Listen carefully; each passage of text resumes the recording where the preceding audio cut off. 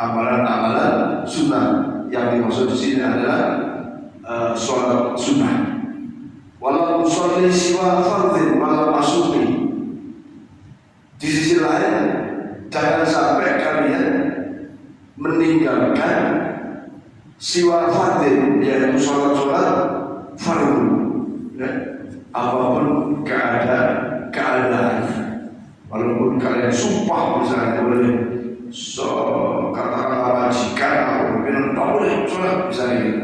Mungkin karena kita sebagai pekerja dan seterusnya, tapi di sini walaupun begitu tetap tidak meninggalkan sholat wajib kita.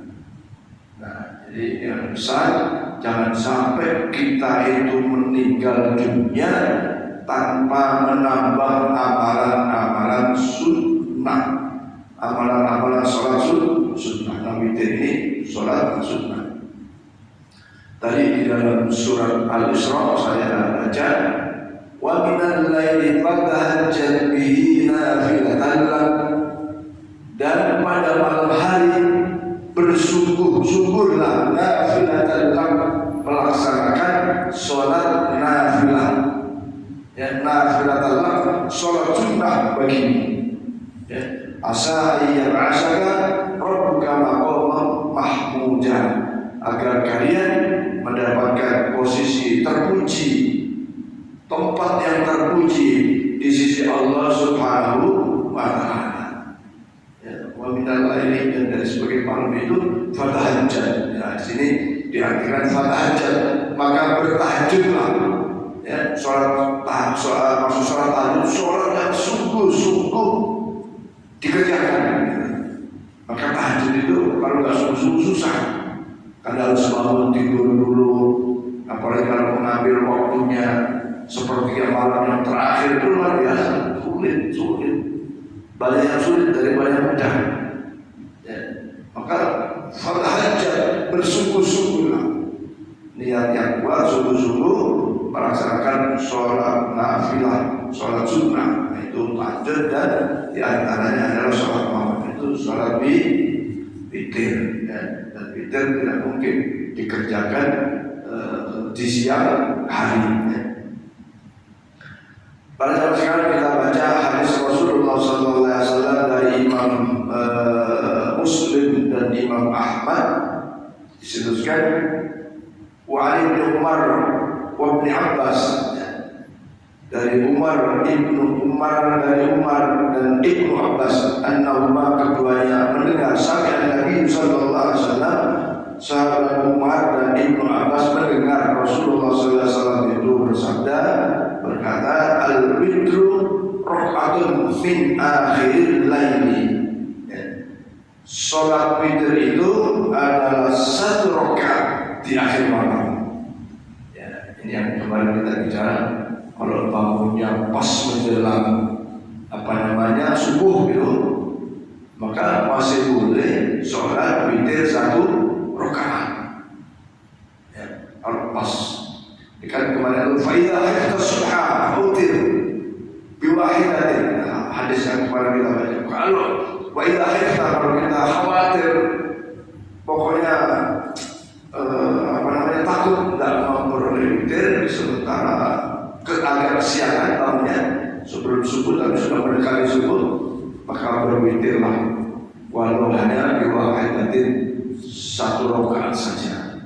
Ini dari Ibnu Umar dan Ibnu Abbas juga sama. Wal arbitru rakaatun min akhiril laili, berwitirlah walau hanya satu rakaat di akhir malam. Wa an Aisyah qalat kana Rasulullah sallallahu alaihi wasallam yusalli ma baina ayyafruhu min as-salati al-isya ila al-fajr 11 rak'atan yusallimu baina kulli rak'atayn wa yutir biwahidatin fa idza sakaba al-mu'adhdhin min salati al-fajr fatabayyana al-fajr faja'a al-mu'adhdhin qama faraka'a rak'atayn khafifatayn thumma tarja'a ala shikkihi al-aymani hatta ya'tiyahu al-mu'adhdhin liqamati rawahu al-jama'ah illa at-Tirmidzi. Ini hadis dari Siti Aisyah radhiyallahu anha, Siti Aisyah berkata, adalah Rasulullah SAW itu selalu sholat, yusolli baina, sholat antara isya sampai ilal fajri ihda asyara rakaatan, 11 rakaat. Yusallimu baina kulli raka'ataini, dan selalu salam setiap 2 rakaat. Nah, jadi kan kemarin sholatul nafilah, afdhal sholatul nafilah masna masna. Nah, sini juga disebutkan yusallimu baina kulli raka'ataini, setiap 2 rakaat beliau salam. Wa yuqiru bi wahidatin, dan melaksanakan witir 1 rakaat. Nah, jadi kalau 11 itu berarti 5 kali 2, berarti 5 kali salam, kemudian 1 witir. Fa idza sakabal muadzin min sholatil fajri, dan apabila telah masuk muadzin untuk sholat fajar, ya, maka Rasulullah melakukan sholat yang ringan 2 rakaat, artinya qobliyah subuh, ya. Dan setelah itu Rasulullah setelah qobliyah subuh itu tsumma dhaja'a ala shikkihi al-aymani, kemudian Rasulullah berbaring, ya, memiringkan berbaring di atas lambung yang kanan. Maksudnya kayak baringnya begini di sebelah kanan, bukan begini. Miring, tapi miringnya di atas lambung sebelah kanan. Kemudian sehingga datanglah muadzin untuk melakukan qomat. Nah, kalau Pak Asep misalnya habis qobliyah subuh 2 rakaat masih 3 menit misalnya, baring kayak baring gini, baring lambungnya kanan ditaruh di bawah, tangannya begini, itu boleh. Tapi kalau di sini aneh. Padahal itu boleh. Ya. Kenapa? Karena malamnya diisi sholat. Ya, tadi itu disebutkan tadi itu di dalam hadis itu bainal isya'i, ya, ila fajri, ya, yaitu di antara sesudah sholat isya sampai sholat fajar, sholat terus. Kalau kita banyak tidurnya daripada sholatnya. Banyak tidurnya, kalau saya banyak tidur, coba tidur jam berapa? Jam 10, ya kan? Karena bangunnya udah pas Pak Haji surat azan atau ngetel Quran, ya. Banyak tidurnya, tapi sebaiknya itu seperti usia saya, yang bertua-tua. Ini kan Pak Imam saya bertua, banyak sholatnya daripada tidur. Cuman ya susah, berat ngantuk. Karena kita bangun jam 3 ya, lamaan ya, tidur sebentar lagi. Cuma mesti kerjasama sama istri, sama anak rumah. Bablas loh. Saya sering-sering begitu. Jadi orang yang masih tahu, ada musuh. Di kerjasama sehingga nggak sampai kesiangan gitu. Padahal kalau mulai sholat malam jam 3 itu enak juga, ya. Yang nggak bisa tidur lagi setelah jam 3, maka enak tuh, dapat pahalanya. Jadi kesimpulannya bahwa Rasulullah SAW juga melaksanakan sholat witir itu 11 rakaat dalam hadis ini, ya, 11 rakaat. Kemudian ada juga suatu ketika boleh juga satu rakaat, ya, 1 rakaat. Intinya sholat witirnya ganjil. Dilanjutkan hadis dari Imam Nasai wa an Ubay bin Ka'b anna Nabi sallallahu alaihi wasallam kana yaqra'u fil witri bisabbih isma rabbikal a'la wa fi rak'ati tsaniyah bikul ya ayyuhal kafirun wa Wa fi tsalitsati bikul huwallahu ahad wa lam yusallim illa fi akhirihinna. Rawahu An-Nasa'i. Hadis diriwayatkan oleh Imam An-Nasa'i. Ini menunjukkan sunnah membaca surat Al-A'la. Kayak ini kita kan witir rakaat pertama Bismillahirrahmanirrahim Sabbih isma rabbikal a'la alladzi khalaqa fasawwa. Itu sunnah. Kemudian rakaat kedua membaca wa fi raka'atis tsaniyati qul ya ayyuhal kafirun. Rakaat kedua baca surat Al-Kafirun.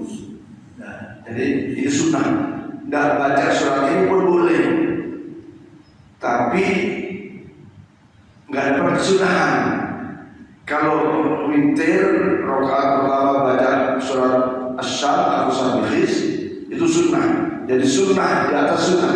Witirnya saja sunnah, baca surat Sabihis itu sunnah. Rakaat pertama, rakaat kedua baca qul ya ayyuhal kafirun. Kemudian yang ketiga baca qul huwallahu ahad. Nah, cuma di sini ditambah oleh kita. Habis qul huwallahu ahad ditambah surat Al-Mu'awwidhataini. Qul a'udzu birabbil falaq. Boleh tak? Boleh. Kok hadisnya cuma bikul huwallahu ahad? Rakaat ketiga baca surat Al-Ikhlas qul huwallahu ahad. Tapi kita ditambahin boleh aja. Bid'ah dong ya bid'ah. Tapi hasan. Ini jamaah sekalian, ada suatu ketika pertanyaan, Pak Ustaz, boleh nggak tawaf baca Pancasila hari ini? Katanya ada ya, kalau dia pernah lihat video seorang tawaf pembimbing umroh itu pada saat sa'i atau tawaf baca Pancasila satu ketuhanan yang maha esa. Gimana? Tawafnya sah nggak sih? Nggak tahu ya. Ada yang saya jawab? Tidak sah. Kalau kan ada doanya sendiri. Oh iya. Dan saya maaf deh, saya tadi ini hanya memancing suasana saja. Ibadah haji, ibadah umroh itu ibadah namanya ibadah badaniyah.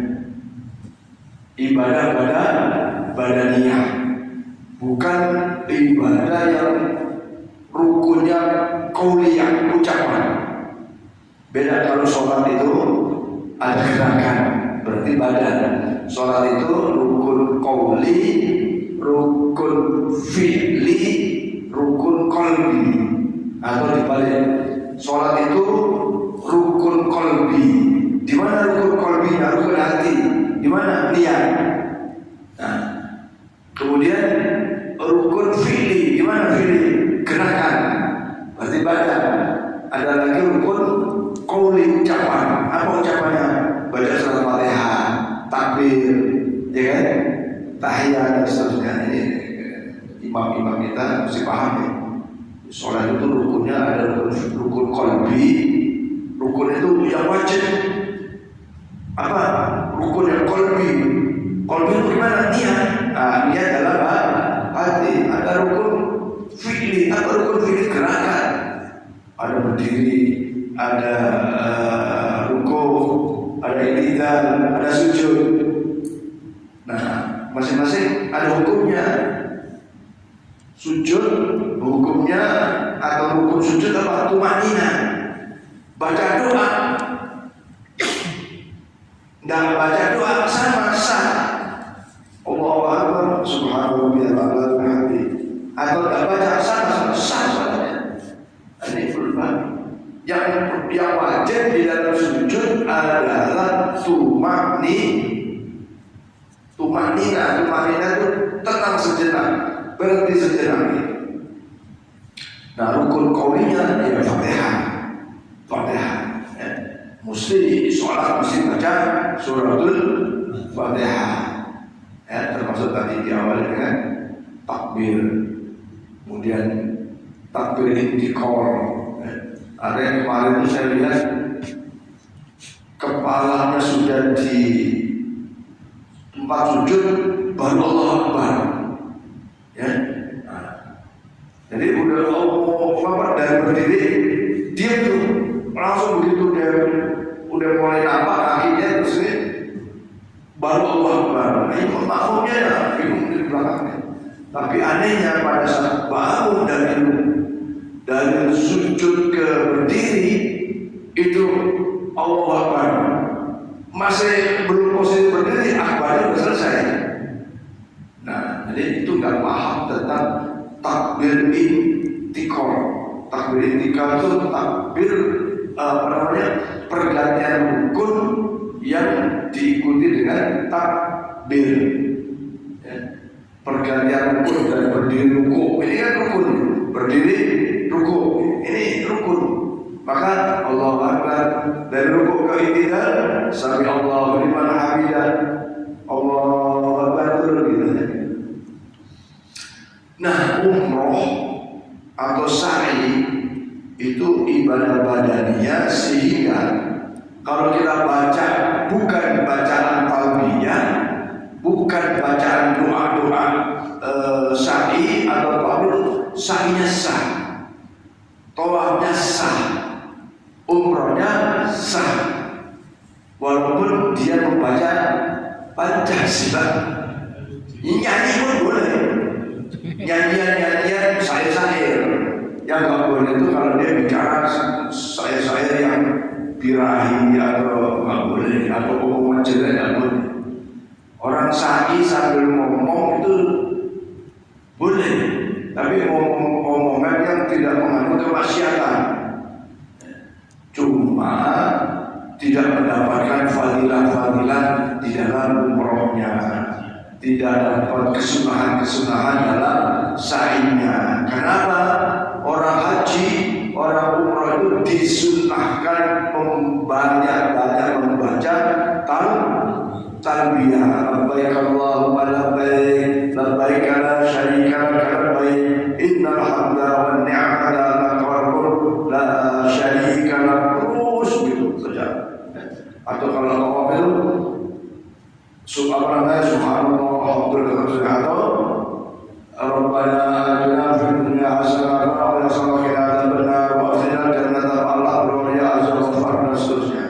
Atau ada doa-doa putaran pertama, putaran kedua sampai putaran ke-7. Saya pun begitu. Ini sunnah. Diam saja sah sa'inya, sah tawafnya, tapi tidak mendapatkan keutamaan dalam pelaksanaan ibadah umrohnya. Jadi boleh mengucapkan Pancasila, boleh ya, kalau boleh ucapan-ucapan yang mengandung kemaksiatan. Ini kembali ke situ tadi. Kembali ke soal witir tadi, bahwa rakaat pertama membaca, kalau yang tiga ya, cuma tiga rakaat witirnya.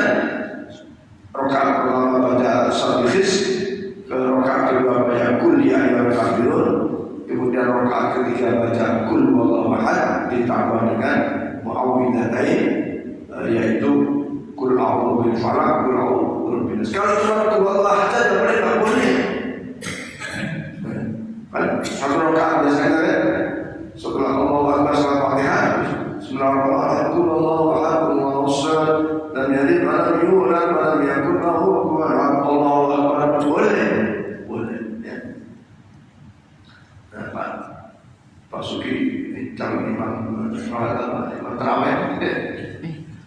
Tadi sudah kita biasa ya. Saya lanjutkan.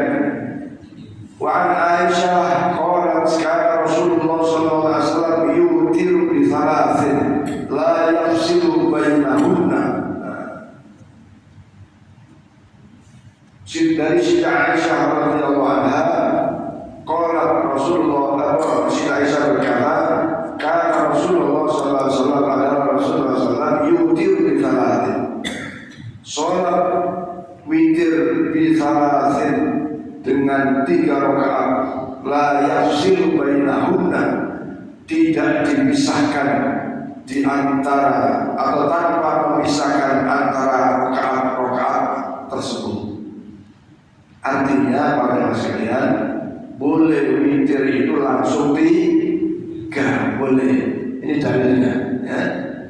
3 rakaat langsung 1 kali salam. Karena di sini disebutkan la yafsilu bainahunna. Rasulullah tidak memisah antara rakaat-rakaat yang tadi, rakaat yang ada. Jadi ini menunjukkan bolehnya sholat witir itu 3 rakaat 1 salam. Oh, jangan itu boleh dulu musik. Nah, jadi ini menunjukkan hukum boleh. Maka kalau orang paham itu dari pun. Wah, mana terawih kok 20, terawih kok 8, witir kok 2 dan 1. Kalau orang tahu pun, karena dua-duanya boleh. Ya, dua-duanya boleh. Nah, 2 rakaat dulu, baru 1 boleh. Karena kemarin kita sudah bahas itu adalah paket dari niat witirnya 3 rakaat dilakukan 2 dan 1. Kenapa ada 2? Karena Rasulullah di hadis lain bersabda, afdal sholat nafilah masna. Afdalnya sholat sunat itu 2. Nah, karena sholat witir 2 apa? Berapa? Ada 2 kan? Kalau misalnya 9 berarti 8, 2 kali 4 terus 1, atau tadi itu 11 berarti 5 kali 2 terus per 1. Dan kalau 3 boleh 2 dan 1, atau langsung 3 rakaat 1 salam. Ya. Satu lagi hadis saya baca, wan Nasai walafdu kana la yusallimu fi rak'atayil witri wa qad dha'afa Ahmad isnaduhu fa in thabata fa yakunu qad fa'alahu ahyanan kama awqara bil khamsi was-sabi wat-tisi kama sanadkuru. Nah, ini penjelasan. Disebutkan bahwa la yusallimu fi rak'atayil witri, Rasulullah tidak salam fi rak'atayil witri pada 2 rakaat tadi. Artinya 3 rakaat Rasulullah enggak 2 rakaat salam, tapi langsung 3 salamnya pada rakaat ketiga. Termasuk waqad dha'afa Ahmad, dan Imam Ahmad pun menambahkan dalam sanadnya, yaitu autaka kama autor bil khamsi. Kayak gitu, kalau witirnya dikerjakan 5, maka boleh 2, 2, 1, ya, atau 5, 1 salam. Wasab'i, nah, itu juga sama, 7 disebutkan. Wasab'i, kan kalau kita witirnya 7 rakaat, boleh 7 rakaat itu 1 salam, atau 2 kali 3, nah 1 rakaat lagi salam. Nah, di sini. Watis'ai juga sama, 9 rakaat. Suatu ketika Rasulullah witir itu 9 rakaat. Caranya bagaimana? 9 itu langsung 1 salam. Nah, tapi kalau dikerjakan 2 kali 4, 2 salam, 2 salam, 2 salam, 2 salam kan 8. Terus tambah lagi 1 witir, terus salam, boleh juga. Nah, intinya dalam pelaksanaannya itu seperti itu. Karena Rasulullah juga kadang witirnya di 5 rakaat, kadang 7 rakaat, kadang 9 rakaat. Ya, tapi di sini la yusallimu fi rak'atayil witri. Ya, Rasulullah tidak salam dalam 2 rakaat itu. Artinya langsung 1 salam. Kalau witirnya 3, kalau witirnya 5, kalau witirnya 7, kalau sholat witirnya 9, 1 salam. Saya kira dengan beberapa hadis ini sudah cukup kuat bahwa sholat witir itu kalau 3 boleh langsung 1 salam, ya, atau 2 dan 1. Kalau sholat witirnya itu 5, berarti boleh 1 salam atau 2 salam 2 salam tambah 1 lagi rakaat terus salam. Kalau witirnya 7 berarti 2 salam tambah 1 rakaat, termasuk yang 9 tadi. Jadi jangan kita berbantah ya terhadap cara-cara melakukan sholat witir sebagaimana yang beberapa dalil yang dikemukakan tadi. Ada pendapat ini. Wa Nabi Hurairah radhiyallahu anhu Nabi sallallahu alaihi wasallam la tutir bi thalathin aw tiru bi khamsin aw sab'in wa la tusabbihu bi salatil maghrib. Nah, jadi Rasulullah SAW ketika sholat witir 3 rakaat dengan 2 salam, dengan 1 salam, ya, wala tusabbihu bi sholatil maghrib, supaya enggak sama dengan sholat maghrib, ya, supaya enggak sama dengan sholat maghrib. Kalau sholat maghrib benar 2 tahiyat awal atau tasawuf awal, baru 1 lagi berdiri, selesai baru salam. Nah, sementara tahiyat awal atau tasawuf awal, kenapa sih dikatakan tahiyat awal? Karena ada bacaan at-tahiyyatul mubarak, gitu kan? Kenapa dikatakan tasawuf? Karena ada asyhadu an la ilaha illallah, tasawuf, mengucapkan syahadat. Hukum tasyahud awal atau tahiyat awal dalam sholat maghrib, sholat isya, sholat duhur, sholat asar itu hukumnya sunnah. Ya. Jadi kalau ya jangan sampai misalnya Pak Sugianto ngimami maghrib terus nggak tahiyat awal, langsung berdiri itu. Subhanallah, nggak paham. Maksudnya Pak imamnya nggak paham, terus berdiri. Rakaat ketiga terus rukuk sujud salam, nggak sholatnya sah. Ada disunahkan menurut Imam Syafi'i sujud sahwi. Sholat isya begitu 2 rakaat harusnya tahiyat awal, dia tidak langsung berdiri, melanjutkan sholatnya sampai 4 rakaat terus salam sah.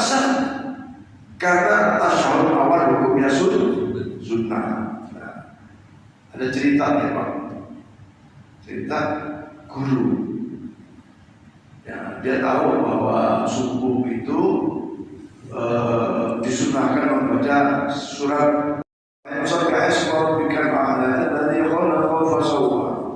sang makmum merasa ada kepentingan, nggak mau dibacain surat itu, kepanjangan.